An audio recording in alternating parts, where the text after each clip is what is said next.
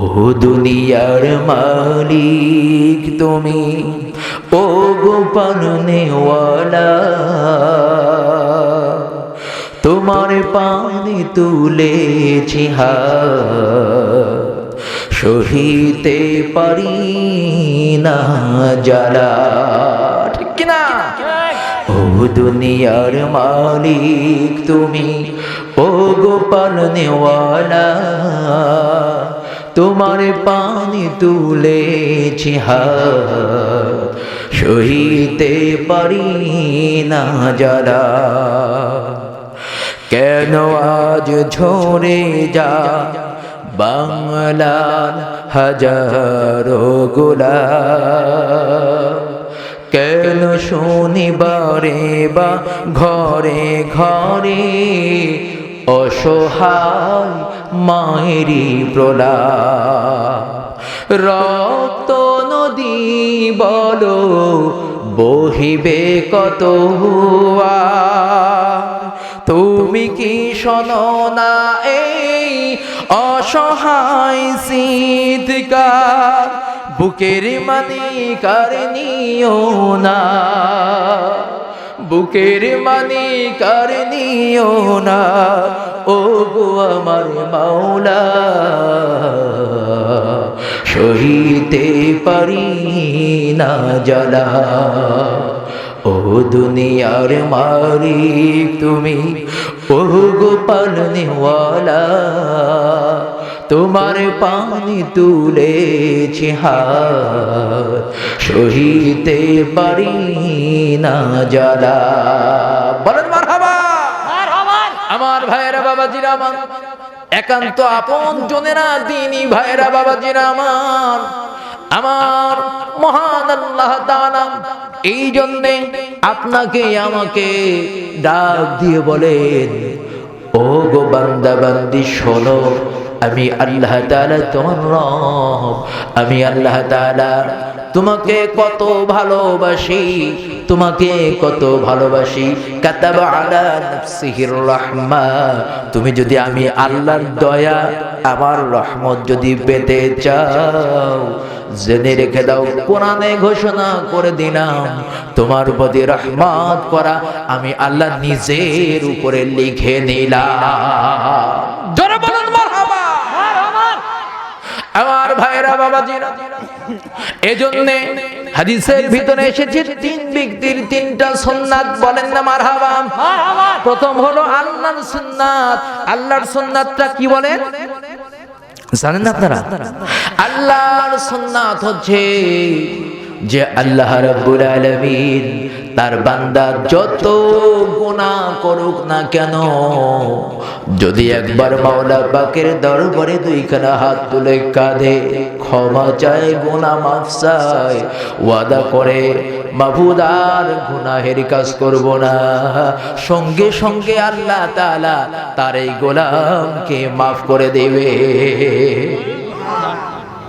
দুই নাম্বার নবীর সুন্নাত, দুই নাম্বার নবীর সুন্নাত, নবীজি সব উম্মতের সঙ্গে শুধু ভালো ব্যবহারই করবেন। আল্লাহু আকবার। আপনার আমার নবী মুহাম্মদুর রাসূলুল্লাহ সাল্লাল্লাহু আলাইহি ওয়াসাল্লাম, আল্লাহ তাআলা তাকে এত বেশি শক্তি দান করেছিলেন, নবীজি বলতেন, আল্লাহ তাআলা আমাকে জান্নাতে 40 জন যুবকের শক্তি দিয়েছেন। আল্লাহু আকবার। কতজন শক্তি? 40 জন। এই 40 জন যুবক জান্নাতের 19 জন পাহারাদার থাকবে, জাহান্নামের গেটে কিন্তু 19 জন পাহারাদার থাকবে। এই একজন পাহারাদারের শক্তি ফেরেশতা মালিক, ওই ফেরেশতা মালিক জাহান্নামী ব্যক্তি, তা সে পাহারা দিবে। এত নিষ্ঠুর হবে। আপনি যদি 70 বছর আগে হাদিসের ভিতরে এসেছে একটা তার শরীরে টুকা দেন, 70 বছর পরে উনি বুঝতে পারবে আপনি টুকা দিয়েছেন। আমার ভাইরা, এরপরে আমাদের বিবেক জাগে না, চিনলাম না চিনলাম না তুমি তারে, চিনলাম না, চিনলাম না, চিনলাম না তুমি তারে। তোমার চেয়ে ভালোবাসে, তোমার চেয়ে ভালোবাসে যে বেশি তোমারে। চিনলা না, চিনলা না, চিনলা না তুমি তারে, চিনলা না তুমি তারে। তোমার মাঝে তার পরিচয়, তোমার মাঝে তার পরিচয় নিবিড় করে খোঁজো। সুন্দর দেহ রিজিক দৌলত মন দিয়ে তা বোঝো। ঠিক কিনা?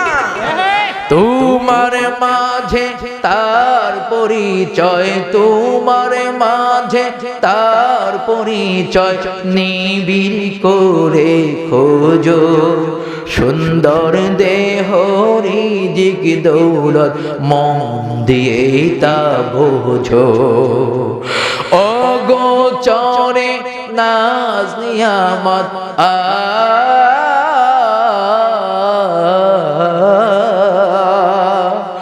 অগোচরে নাজ নিয়ামত যে দানে তোমারে। চিনলায় না, চিনলায় না, চিনলায় না তুমি তারে, চিনলায় না, চিনলায় না, চিনলায় না তুমি তারে। এমন মতি গতি তোমার যেন সবই জানা, আসল জানা রইল বাকি মো তোমার ষোলো আনা। ঠিক কি না? আমরা কি সব জানি? কিছু জানি না। বিবেকের কাছে ছোট্ট একটু প্রশ্ন যদি করি, বিবেক চোখটা বন্ধ করে বলো তো, আল্লাহ যে মনের মুসলমান চায়, আল্লাহ যে মনের বান্দা চায়, প্যারা নবী, দয়াল নবী আমার মুহাম্মদুর রাসূলুল্লাহ সাল্লাল্লাহু আলাইহি ওয়াসাল্লাম 63টি বছর যে উম্মত তৈরি করার জন্য এই পৃথিবীতে কষ্ট করে গেছেন, সেই মানের উম্মত হতে পারছে কি? আমি একটু যদি চোখটা বন্ধ করে বিবেকের কাছে প্রশ্ন করি, উত্তর আসবে কি বাবা বলেন তো? বলে না, এখনো হতে পারি না। ঠিক কিনা? তাহলে জানতে হবে, কি জানবো? আল্লাহ এবং তার রাসূলকে। বলেন মারহাবা। মারহাবা। এমন মতি গতি তোমার যেন সবই জানা, আসল জানা রইল বাকি তোমার ষোলো আনা। যে তোমার সৃজন করে ও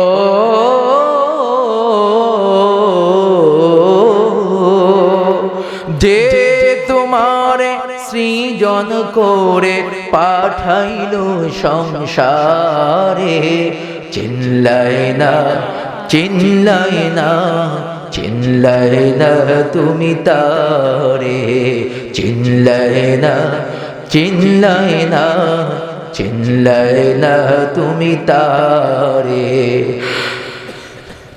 তোমার চেয়ে ভালোবাসে যে বেশি তোমারে। চিনলায় না, চিনলায় না, চিনলায় না তুমি তারে, চিনলায় না তুমি তারে।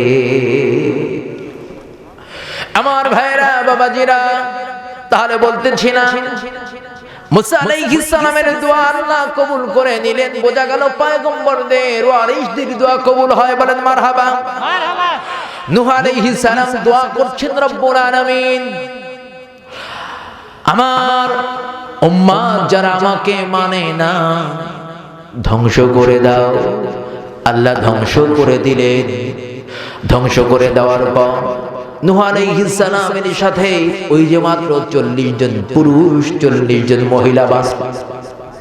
আল্লাহ তাআলা নূহ আলাইহিস সালামকে ডাক দিয়ে বললেন, নূহ রে, এখন তো আর শত্রু নাই, সব তোমার বন্ধু।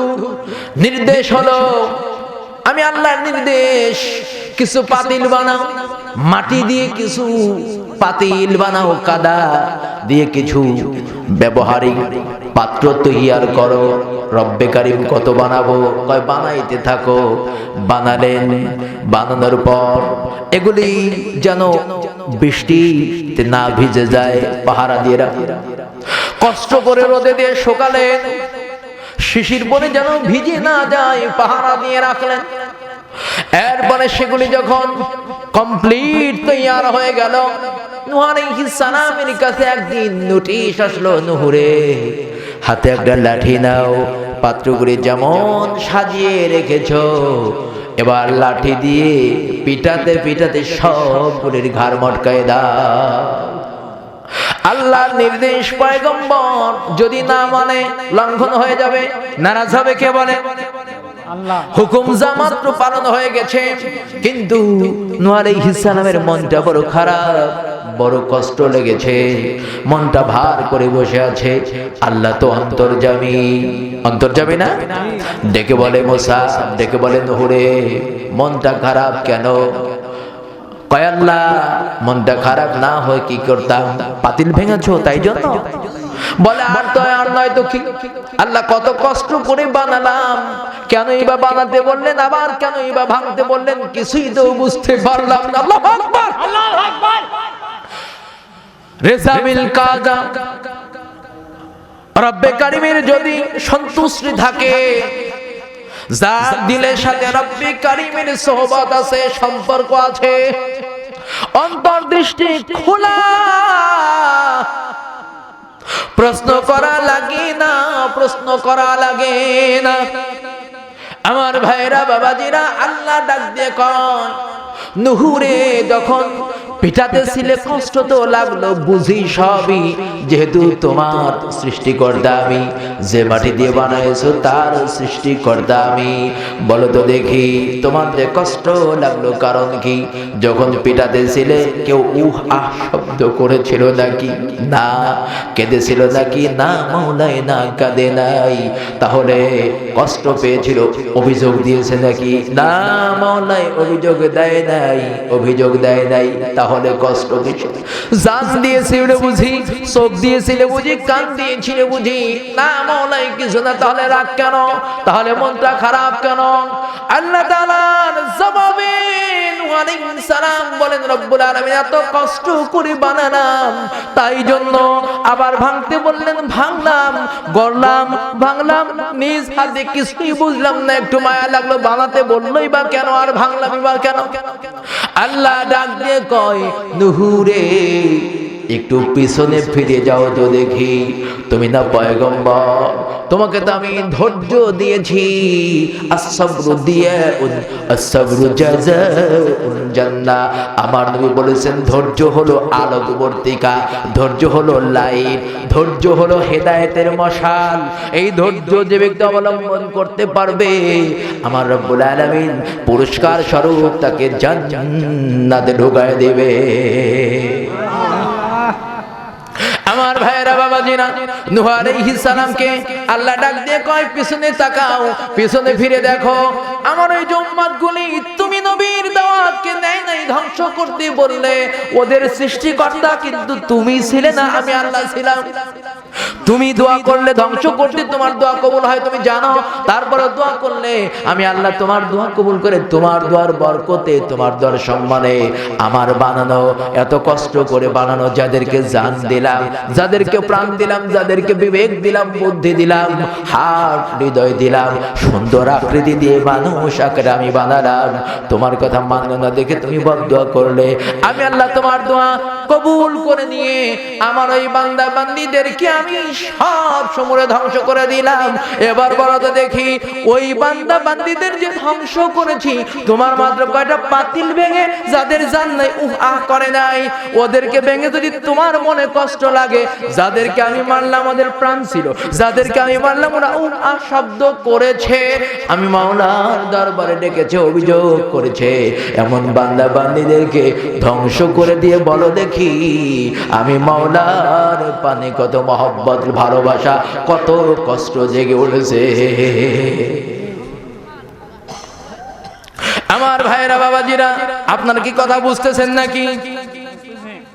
আমরা এই জন্যে কাউকে অন্যায় ভাবে আঘাত করব না, এ কথা থেকে একটা শিক্ষা, যেহেতু সবই আল্লাহর সৃষ্টি, কথা বলেন ঠিক কিনা? এজন্যে আপনি অভিযোগ না করতে পারেন যার সন্তানরা দুনিয়া থেকে বিদায় নেয় আপনার অত্যাচারের কারণে, আপনার নির্যাতনের কারণে, ওই সন্তান যেতে পারে দুনিয়া থেকে বিদায় হয়ে, কিন্তু তার মা বাবা কিন্তু বদদুয়া ছাড়ে না। ডেকে ডেকে বলেন, ও দুনিয়ার মালিক তুমি, ও গো পালনেওয়ালা,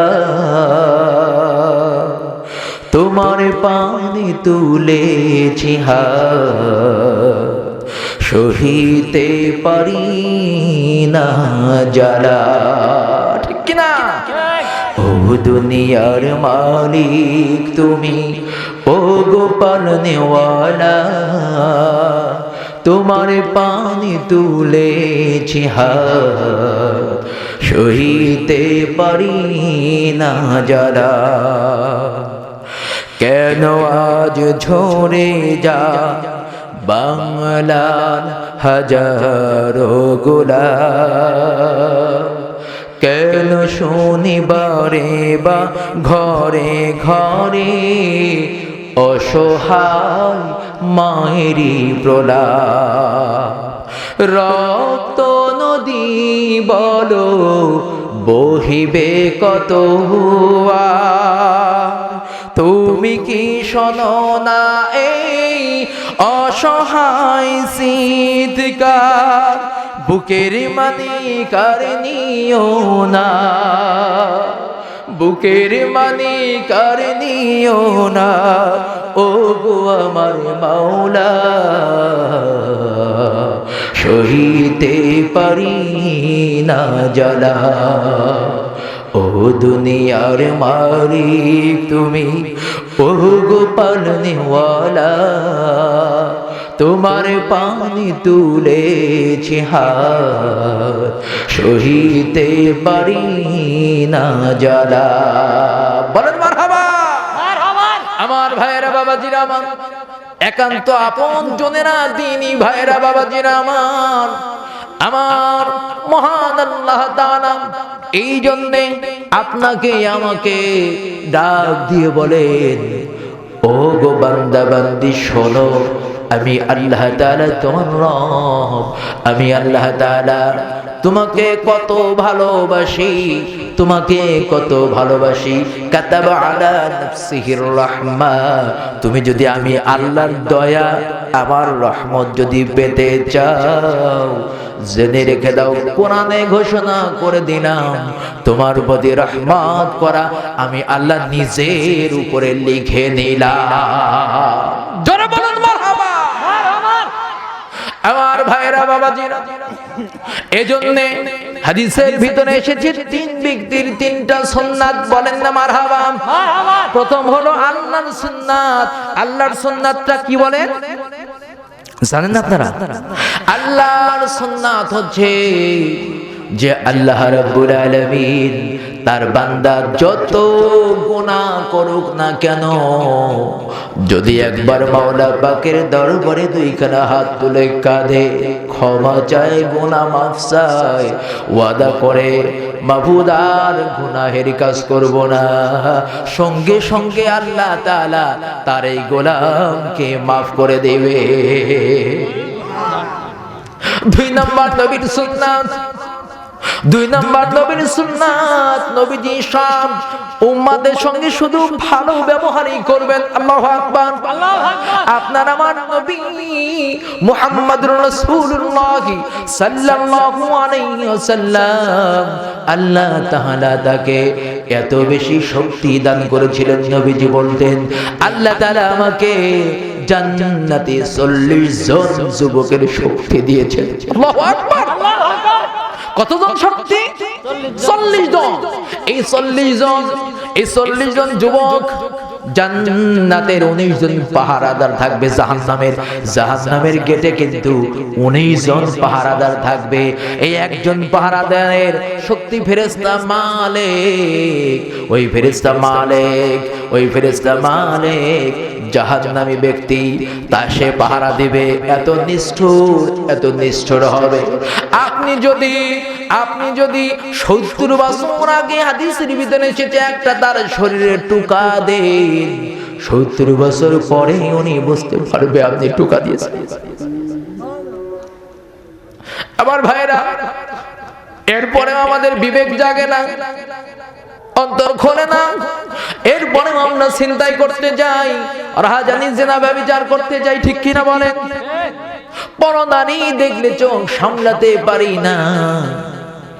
আমার ভাইরা, আমি যে আপনাদের এখানে এসে হাদিস থেকে পড়তেছিলাম, তাফসীরের ভিতরে আল্লাহ রাব্বুল আলামিন বলছেন, ইয়াউমা তাতি কুল্লু নাফসিন তুজাদিলু আন নাফসিহা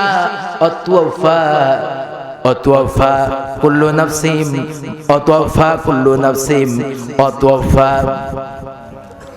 কুল্লু নাফসিন মা আমিলাত ওহুম লা ইউযলামুন। আল্লাহু আকবার বলেন। এই আয়াতে কারিমার অর্থ হচ্ছে ইয়াউমা তাতি কুল্লু নাফসিন তুজাদিলু আন নাফসিহা, সেদিন আল্লাহ তাআলা সমস্ত মাখলুকাতকে যখন আনবেন, সবাই একে অপরের সাথে ঝগড়া করতে আসবে। এই ঝগড়া করতে আসবে। এর আয়াতে কারিমার তাফসীর করতে গিয়ে মুফাসসিরিন کرام বর্ণনা এনেছেন, আল্লাহ তাআলা এই সপ্তম জমিন থেকে জাহান্নামকে আনবেন। তার মানে হযরত আলী রাদিয়াল্লাহু তাআলা আনহু বর্ণনা করেছেন, এই জমিনের নদী নালা সাগর মহাসাগর হাওর বাওর যা আছে, নালা ডুবা খাল পুকুর যা আছে, সবগুলো জাহান্নামে পরিণত হবে। এই জাহান্নামকে আনবে, 70,000 লাগাম থাকবে, 70,000 ফেরেশতা এক একটা লাগাম টেনে ধরবে, এমন গর্জন করবে, ওই গর্জনে জাহান্নামের নিকটবর্তী যারা হবে এমনকি জাহান্নাম পর্যন্ত কেঁপে উঠবে। আল্লাহু আকবার কাবীরা। আমার ভাইরা, বাবাজিরা, নবীরা পর্যন্ত সেই কম্পন শুরু হয়ে যাবে আওয়াজ শুনে। হযরত ওমর রাদিয়াল্লাহু তাআলা আনহু একদিন কাব আহবাব রাদিয়াল্লাহু তাআলা আনহু ভালো একজন রাসূলের জ্ঞানী মুফাসসির ছিলেন। তাকে ডেকে জিজ্ঞেস করলেন, ও কাবে আহবাব, একটু জাহান্নামের আলোচনা আমাকে শোনাও। কাব আহবাব ওমরকে ডেকে বললেন, ও আমিরুল মুমিনিন, আল্লাহ যে জাহান্নামের ব্যবস্থা রেখেছে, ওই জাহান্নামের চিন্তা, ওই জাহান্নাম থেকে বাঁচতে হলে আপনি যদি এমন একটা পরিস্থিতি তৈরি হবে, যদি 70 জন পয়গম্বরের আমলের সমান আমল নিয়ে আপনি আল্লাহর দরবারে পৌঁছে যান, তথাপিও ওই জাহান্নাম যে একটা গর্জন দিবে, ওই গর্জন শুনে আপনি সেদিন থরথর করে কেঁপে উঠবেন। সব সেদিন থরথর করে কাঁপবে। আল্লাহু আকবার কাবীরা। আমার ভাইরা বলেন তো, এই জাহান্নামে যদি আল্লাহ দেয়, ওটা সহ্য করব কি করে?